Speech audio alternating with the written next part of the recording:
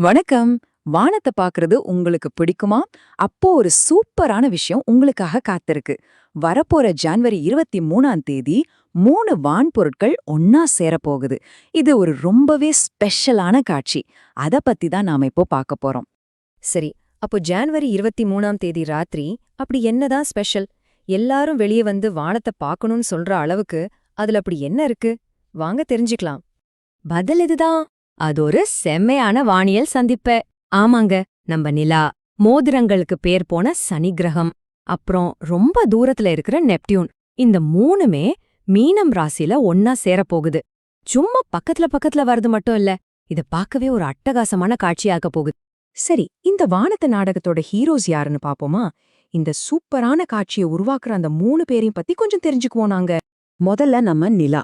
அன்னைக்கு ராத்திரி அது வெறும் 5 நாள் ஆன வளர்பிறை தான். அதாவது ரொம்ப பிரகாசமா இல்லாம ஒரு மெல்லிய கீற்று மாதிரி, கிட்டத்தட்ட ஒரு 1/4 பங்கு வெளிச்சத்துல ரொம்ப அழகா தெரியும். அடுத்தது நம்ம ரிங்ஸ் பிளானட் சனி. இத பாக்கறதுக்கு நீங்க பெருசா அலட்டிக்கவே வேண்டாம். ஏன்னா அன்னைக்கு ராத்திரி சனி கிரகம் நல்லா பிரகாசமா தெரியும். நீங்க வெறும் கண்ணிலேயே ஈஸியா கண்டுபிடிச்சிடலாம். கடைசியா இந்த 3 பேர்ல கொஞ்சம் சேலஞ்சிங்கான ஆள் நெப்டியூன். இது நிலாவையும் சனியையும் மாதிரி பளிச்சுன்னு தெரியாது, ரொம்ப மங்கலா இருக்கும். அதனால இத பார்க்க நமக்கு ஒரு சின்ன ஹெல்ப் தேவைப்படும். சோ இங்க பாருங்க, சிம்பிளா ஒரு டேபிள். நிலாவையும் சனியையும் நீங்க வெறும் கண்ணாலேயே பாத்திரலாம். ஆனா அந்த தூரத்துல மங்கள ஒழிஞ்சிட்டு இருக்கிற நெப்டியூனை பார்க்கணும்னா ஒரு பைனாக்குலர் இல்லனா ஒரு சின்ன டெலஸ்கோப் இருந்தா சூப்பரா இருக்கும். இந்த நிகழ்வோட ஹைலைட்டே என்ன தெரியுமா? அது எவ்வளவு பக்கத்துல இருக்குங்கிறது தான். இந்த 3 வான்பொருட்களும் வானத்துல வெறும் 3 டிகிரி 49 நிமிஷம் இடைவெளிக்குள்ள தான் இருக்க போகுது. இன்னும் சிம்பிளா சொன்னோம்னா, உங்க கைய நேரா நீட்டி உங்க 3 விரல வச்சு பாத்தீங்கன்னா அந்த அகலத்துக்குள்ளேயே இந்த 3 உலகமும் அடங்கிடும். இந்த அளவுக்கு நெருக்கமா வர்றது ரொம்பவே அபூர்வம். அதுதான் இந்த ஈவெண்ட்டை இவ்ளோ ஸ்பெஷல் ஆக்குது. ஓகே, இவ்ளோ சொல்றீங்களா? இத நாங்க எப்படி பாக்குறதுன்னு கேக்குறீங்களா? கவலையே படாதீங்க. இத நீங்க எப்படி பார்க்கணும்னு ஸ்டெப் பை ஸ்டெப்பா சொல்றேன். இது ரொம்ப ரொம்ப சிம்பிள். ஜான்வரி 23ஆம் தேதி சாயங்காலம் நல்லா இருட்டுனதுக்கு அப்புறம் வெளியே போங்க. வானத்துல மீனம் ராசி எங்க இருக்குன்னு பாருங்க. அங்க பளிச்சுன்னு தெரியற நிலாவையும் சனியையும் முதல்ல கண்டுபிடிங்க. அப்புறம் அதுக்கு ரொம்ப பக்கத்திலேயே உங்க பைனாக்குலரை வச்சு தேடினீங்கன்னா மங்களா ஒரு புள்ளி மாதிரி நெப்டியூன் தெரியும். அவ்வளவுதாங்க. இங்க ஒரு முக்கியமான விஷயம் சொல்லணும். உங்ககிட்ட பைனாக்குலர் எதுவுமே இல்லைனாலும் பரவாயில்ல, பிரகாசமான நிலாவையும் சனியையும் ஒன்னா பாக்குறதே ஒரு சூப்பரான அனுபவம் தான். ஆனா ஒருவேளை உங்ககிட்ட பைனாக்குலர் இருந்துச்சுன்னா அந்த மங்கலான நெப்டியூனையும் சேர்த்து கண்டுபிடிச்சு இந்த மூவர் கூட்டணியை முழுசா ரசிக்க முடியும். சரி, கடைசியா ஒரு கேள்வி. ஏன் இந்த நிகழ்வை நம்ம மிஸ் பண்ணவே கூடாது? அப்படி என்ன இருக்கு இதுல? வாங்க பார்க்கலாம். நீங்க ஒரு போட்டோகிராஃபரா இல்ல ஆஸ்ட்ரோ போட்டோகிராஃபில ஆர்வம் இருக்கா? அப்போ இது உங்களுக்கு ஒரு கோல்டன் ஆப்பர்ச்சுனிட்டி. இந்த 3 வான்பொருட்களும் இவ்வளோ கிட்டக்க வர்ற இந்த அழகான காட்சிய ஒரு போட்டோ எடுக்காம விட்டுறாதீங்க. அப்போ என்ன சொல்றீங்க? ஜனவரி 23 ராத்திரி இந்த அழகான ரொம்பவே அரிதான வானியல் சந்திப்பை பார்க்க நீங்க வானத்தை அண்ணாந்து பார்க்க போறீங்களா? இந்த சூப்பரான வாய்ப்பை மிஸ் பண்ணிடாதீங்க. உங்க கண்களுக்கு ஒரு செம ட்ரீட் காத்துட்டு இருக்கு. வணக்கம். வரப்போற வெள்ளிக்கிழமை சாயங்காலம் உங்களுக்கு வேற எந்த வேலையும் இல்லன்னு நம்புறேன். ஆமா, ஏன்னா வானத்துல ஒரு அற்புதமான விஷயம் நடக்க போகுது. நிச்சயமா. நான் இத பத்தி படிச்சதுல இருந்து ரொம்ப ஆச்சரியமா இருக்கு. ஒரே நேரத்துல வானத்துல 3 உலகங்கள் ஒன்னா சேரப்போகுது. ஆமா, இது சாதாரண நட்சத்திரங்கள் இல்ல. நம்ம சூரிய குடும்பத்தோட 3 முக்கியமான உறுப்பினர்கள். சொல்லுங்க. நம்ம நிலா, வளையங்களுக்கு பேர் போன சனி கிரகம், அப்புறம் சூரிய குடும்பத்தோட தொலைதூர இளவரசன் நெப்டியூன். வாவ்! இந்த 3ம் மீன ராசில ரொம்ப பக்கத்துல ஒன்னா வரப்போகுது. இது வானியல் பார்வையாளர்களுக்கு ஒரு பெரிய விருந்துனே சொல்லலாம். சரி, வாங்க இத பத்தி நாம கொஞ்சம் விலாவாரியா பேசுவோம். ஜனவரி 23ஆம் தேதி சாயங்காலம் வானத்துல என்ன நடக்க போகுது? அதுல யார் யார் பங்கெடுக்கறாங்க? இந்த அழகான நிகழ்வை நீங்க எப்படி சரியா பார்க்கலாம்? இது எல்லாத்தையும் புரிஞ்சுக்கிறதுக்கு தான் இந்த உரையாடல். கண்டிப்பா. முதல்ல இந்த நிகழ்வோட முக்கிய கதாநாயகர்களை பத்தி பேசுவோமா? நம்ம நிலா தான் முதலாளு. ஆனா அன்னைக்கு அது முழு பௌர்ணமி நிலாவா இருக்காது இல்லையா? இல்லவே இல்ல. அதுதான் இந்த நிகழ்வோட சிறப்பம்சமே. ஓ, அப்படியா? ஆமா, அன்னிக்கு நிலா ஒரு பிறை நிலாவா, அதாவது பிறந்த 5 நாளான வளர்பிறை நிலாவா இருக்கும். ஓகே. அதோட வெளிச்சம் வெறும் 26% தான். வானத்துல ஒரு பிரகாசமான தட்டு மாதிரி இல்லாம ஒரு மெல்லிய கூர்மையான வாள் மாதிரி வளைஞ்ச அழகா தெரியும். ஓ, அப்போ வெளிச்சம் கம்மியா இருக்கிறது ஒரு நல்ல விஷயமா? பொதுவா நம்ம வானத்தை பார்க்கணும்னா பௌர்ணமி நாள் தான் சிறந்ததுன்னு ஒரு நினைப்பு இருக்குமே. இருக்கு. ஆனா இங்க கதை வேற மாதிரி இருக்கு. சொல்லுங்க. இது ஒரு சுவாரஸ்யமான முரண்பாடு. நிறைய பேர் பிரகாசமான முழு நிலவை தான் ரசிப்பாங்க. ஆனா இந்த மாதிரி ஒரு ஒன்றுகூடலுக்கு முழு நிலவு ஒரு வில்லன் மாதிரி. வில்லனாவா? ஏன் அப்படி சொல்றீங்க? அதோட பிரகாசம் ரொம்ப அதிகமா இருந்து பக்கத்துல இருக்கிற மத்த நட்சத்திரங்களையோ கோள்களையோ விழுங்கிடும். அதுங்களோட வெளிச்சம் தெரியாது. ஆமா, அது சரிதான். ஆனா இந்த பிறை நிலவு தான் இந்த நிகழ்வோட கதாநாயகன். அது தன்னோட அழகையும் காட்டும், அதே சமயம் தன்னடக்கத்தோட இருந்து தன்னோட சக பயணிகளான சனியையும் மங்கலான நெப்டியூனையும் பிரகாசிக்க விடும். ஒரு சரியான மேடை அமைத்து. அருமை. இயற்கையே ஒரு நாடகத்தை அரங்கேற்றுது. சரி, அடுத்ததா சனி கிரகம். இது பாக்குறது சுலபமா இருக்குமா? ரொம்ப சுலபம். சனி நம்ம சூரிய குடும்பத்தோட ஒரு சூப்பர் ஸ்டார் மாதிரி. ஆஹா, அது போதுமான அளவுக்கு பிரகாசமா இருக்கும். நீங்க அந்த பிறை நிலாம பாத்தீங்கன்னா அதுக்கு ரொம்ப பக்கத்திலேயே சிம்மிட்டாம பிரகாசமா தெரியற ஒரு புள்ளி தான் சனி. ஓகே, அப்போ வெறும் கண்ணாலே பார்க்கலாம். ஆமா, வெறும் கண்ணாலே இதை ராகட்டா பார்க்கலாம். அதனாலதான் ஆயிரக்கணக்கான வருஷங்களா மனிதர்களுக்கு தெரிஞ்ச ஒரு கோளா சனி இருந்திருக்கு. ஆனா அதோட பிரபலமான வளையங்களை பார்க்க முடியாது இல்லையா வெறும் கண்ணுல? வெறும் கண்ணால பார்க்க முடியாது. அதுக்கு ஒரு சின்ன தொலைநோக்கி தேவைப்படும். ஆனா வெறும் கண்ணால பாக்கும்போது கூட அந்த பிரகாசமான புள்ளி சனின்னு தெரிஞ்சுக்கிட்டு பாக்குறது ஒரு தனி அனுபவம். ஆமா, அந்த புள்ளிக்குள்ளதான் பிரம்மாண்டமான வளையங்கள் இருக்குன்னு கற்பனை செஞ்சு பாருங்க. அந்த எண்ணமே பிரமிப்பா இருக்கும். உண்மைதான். இப்போ இந்த நிகழ்வோட சவாலான பகுதிக்கு வருவோம். நெப்டியூன். ஆமா, இத பாக்குறது கஷ்டம்னு சொல்லிருக்காங்க. ஏன் அப்படி? ஆமா, நெப்டியூனை கண்டுபிடிக்கிறது தான் இந்த நிகழ்வோட உண்மையான சவால். ஒரு சின்ன புதையல் வேட்டை மாதிரி. புதையல் வேட்டையா? ஆமா, நெப்டியூன் நம்ம சூரிய குடும்பத்தோட 8வது கிரகம். ரொம்ப ரொம்ப தொலைவுல இருக்கு. நம்ம கிட்ட இருந்து கிட்டத்தட்ட 450 கோடி கிலோமீட்டர் தூரத்துல. அப்பா, 450 கோடி கிலோமீட்டரா?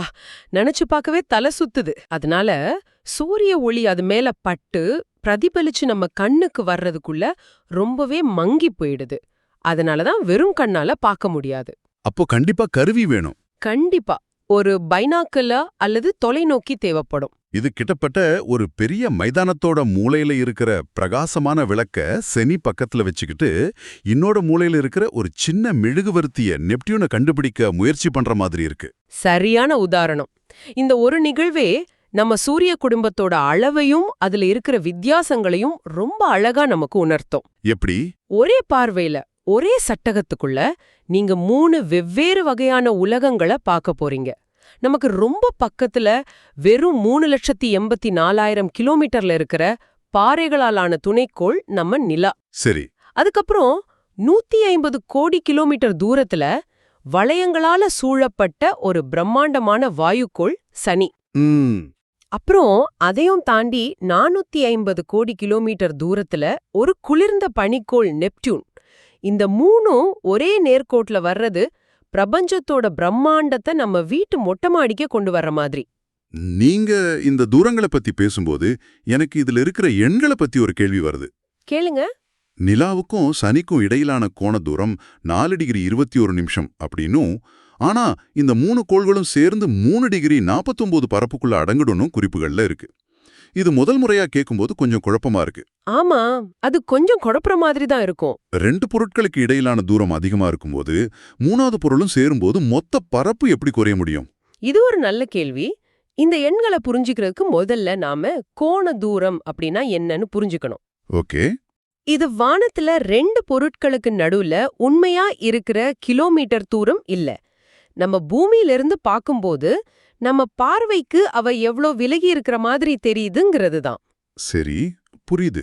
உங்க கைய முழுசா நீட்டி உங்க கட்டவிரல வச்சீங்கன்னா அது வானத்துல கிட்டத்தட்ட 2 டிகிரி கோணத்தை மறைக்கும். முழு நிலவு 1/2 டிகிரி தான் இருக்கும்.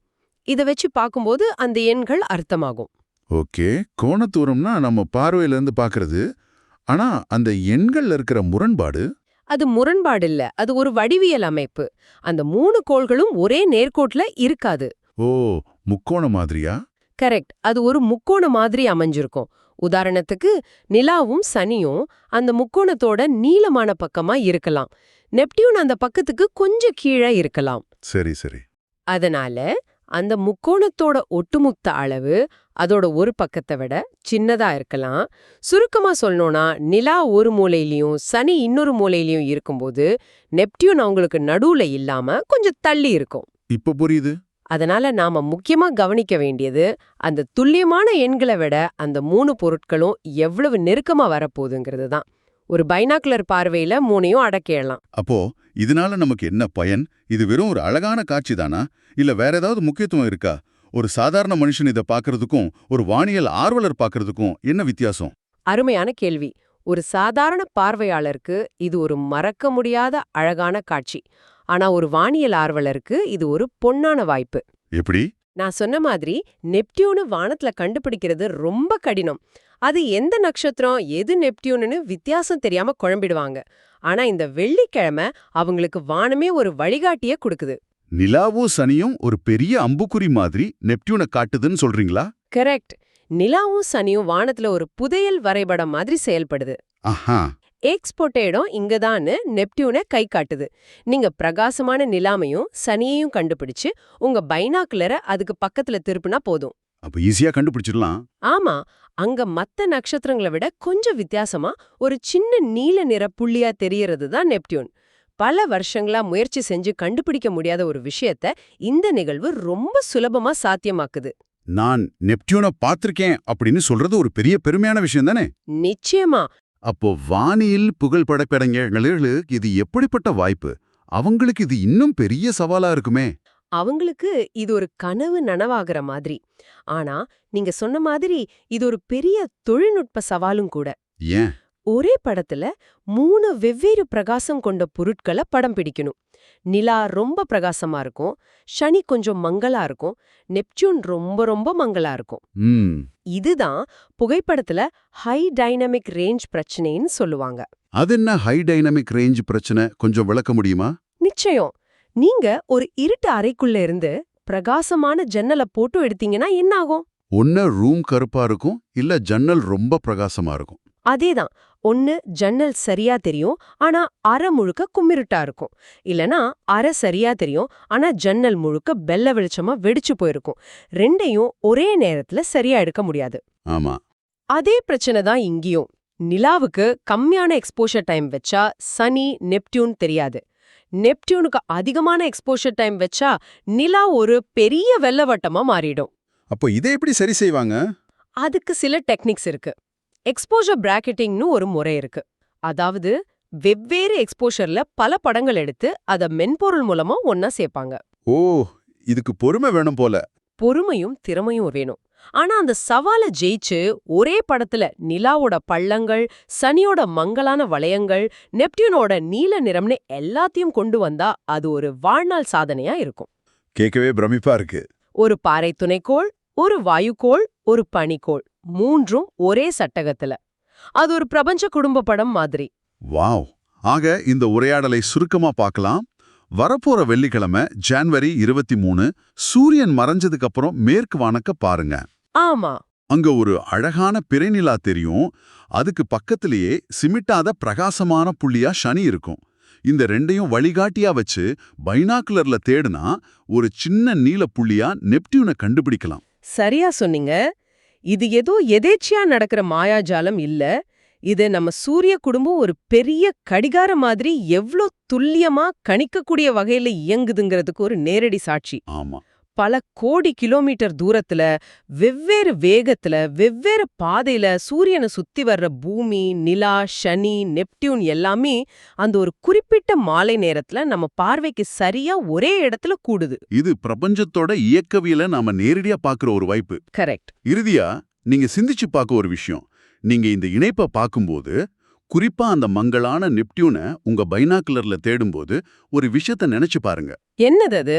நீங்க பார்க்குற அந்த ஒளி அந்த நெப்டியூன் கிரகத்திலிருந்து கிளம்பி பல 100 கோடி கிலோமீட்டர் விண்வெளி வெற்றிடத்துல பயணம் செஞ்சு உங்க கண்ணை அடைய 4 மணி நேரத்துக்கு மேல ஆயிருக்கும்.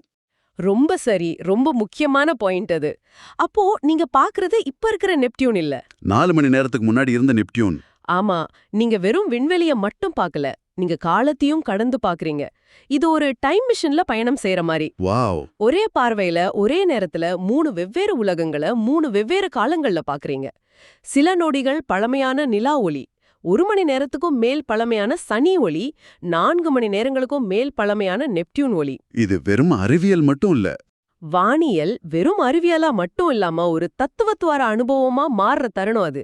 நீங்க வானத்தை பாக்கும்போது நீங்க பிரபஞ்சத்தோட கடந்த காலத்தை பாக்குறீங்க.